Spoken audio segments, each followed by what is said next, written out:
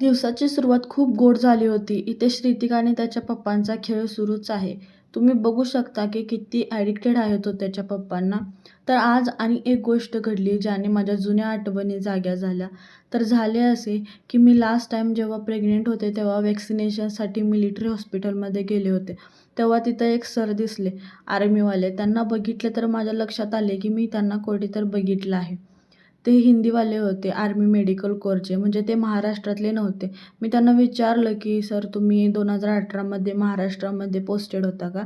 तर ते म्हणाले, "हाँ, तभी तो मुझे लगा की तुमको कहीं देखा है." मी तेव्हा त्या सरांना सांगितले, की "आम्ही तुमचे स्टुडंट राहिले 2018 मध्ये एन-सी-सी कॅडेट टी-एस-सी नॅशनल कॅम्पला." आणि ते सर स्वभावाने खूप स्वीट होते, म्हणजे खूप फनी पण होते आणि खूप स्वीट पण होते. त्यामुळे सगळेजण त्यांच्या अवतीभोवतीच फिरत असायचे, सगळे स्टुडंट.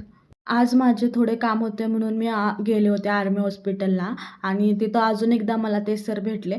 पाऊस खूप होता त्याच्यामुळे मी थोडा वेळ थांबले होते तिथे. तर मग सर आणि मी जुन्या आठवणींबद्दल बोलत राहिलेलो. ते सर हिंदीवाले आहेत तरी पण त्यांच्या खूप जण लक्षात आहेत. मराठी सरनेम वगैरे, कोण-कोण मराठीतली मराठी मुलं होती वगैरे. आणि अजून पण त्यांच्यात ती मुलं फोन पण करतात, कॉन्टॅक्टमध्ये पण आहेत. कधी-कधी महिन्यातून 2 महिन्यातून त्यांना फोन पण येत राहतो आणि काही जण आर्मीमध्ये सुद्धा सिलेक्शन झाले काही मुलांचं. ते सर म्हणाले, की माझ्या लाईफमधली सगळ्यात मस्त पोस्टिंग म्हणजे महाराष्ट्रातली होती, कोल्हापूरमधली आणि तिथले महाराष्ट्रामधल्या खूप जागी माझी ड्युटी लागलेली. पण तिथली लोकं खूप स्वीट आहेत, खूप रिस्पेक्ट करतात आणि ते लक्षात ठेवतात लोकांना. त्यामुळं ते ऐकून पण मला खूप भारी वाटलं, की हां बाबा आपल्या महाराष्ट्राबद्दल म्हणजे चांगलं बोलतायत. तर मी आज संध्याकाळच्या जेवणासाठी पालकचे पराठे बनवणार होते.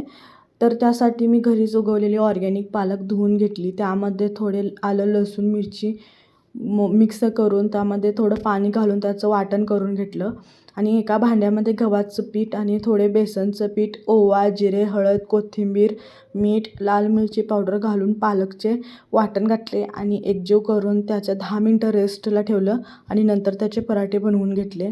सध्या आम्ही दोघे हेल्दी लाईफस्टाईलचा प्रयत्न करतोय. जर तुम्हाला पण वेट कमी करायचे असेल आणि हेल्दी लाईफस्टाईल पाहिजे असेल, तर तुम्ही ही रेसिपी ट्राय करू शकता. पालकचे खूप बेनिफिट्स आहेत. ते लो इन कॅलरीज असते आणि हाय इन फायबर. त्याच्यामध्ये व्हिटॅमिन ए, सी आणि के असतात आणि ओव्हरऑल मेटाबॉलिझमला सपोर्ट करते. म्हणजे आपल्याला वेट कमी करायला आणि हेल्थ व्यवस्थित राहण्यासाठी ते सपोर्ट करतं. तर आज नागपंचमीमुळे इथे मेळा भरलेला होता मेरठमध्ये. तर आम्ही तिथून एक सॉफ्ट टॉय आणला, जो की तात्या विंचूसारखा दिसायचा, पण तो आमच्या श्रुतिकला खूप आवडला. आणि हां, अजून पण कोणी फॉलो आणि सबस्क्राईब केलं नसेल तर करून घ्या. माझे नवीन येणारे व्हिडिओज तुम्हाला दिसत राहतील.